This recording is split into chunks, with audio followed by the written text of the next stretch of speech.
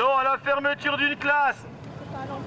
Sauvons les écoles. Quand la logique des chiffres rattrape l'école des Mets à Maxon-Champ, petit hameau de Rue-sur-Moselle. Une école où sont pour l'instant scolarisés 53 élèves pour 3 classes, une de maternelle et 2 élémentaires à multiniveau. Mais les projections pour septembre prochain sont à la baisse. Il n'y aurait plus que 46 élèves, sans compter les dérogations de dernière minute. La menace d'une suppression de poste, celui de l'enseignante de maternelle à la rentrée prochaine, se rapproche.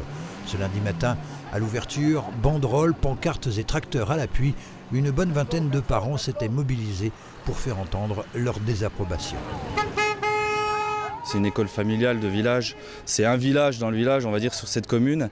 Et actuellement, ça mettrait nos gamins dans une situation difficile puisqu'ils passeraient de 3 classes de multiniveau à 2 classes de 4 niveaux. Donc c'est-à-dire que vous mettez un petit bambin de 3 ans qui rentre à l'école, il va se retrouver qu'un enfant qui est en train d'apprendre à lire, à écrire.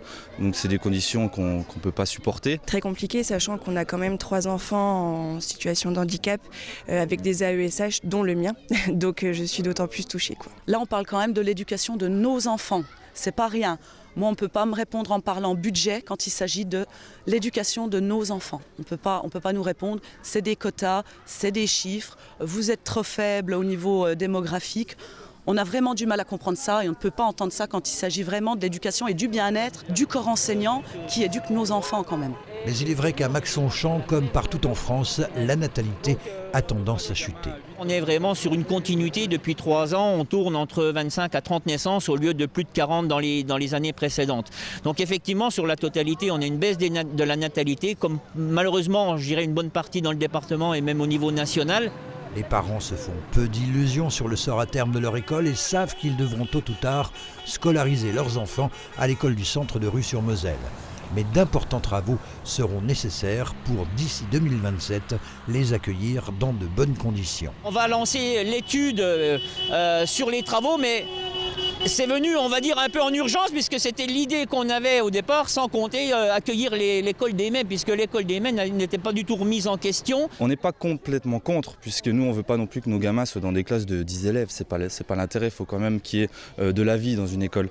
Par contre, on demande du temps. C'est juste qu'on aimerait finir d'ici 2-3 ans que l'école du centre soit bien structurée, bien rénovée, pour que vraiment on soit tous accueillis convenablement.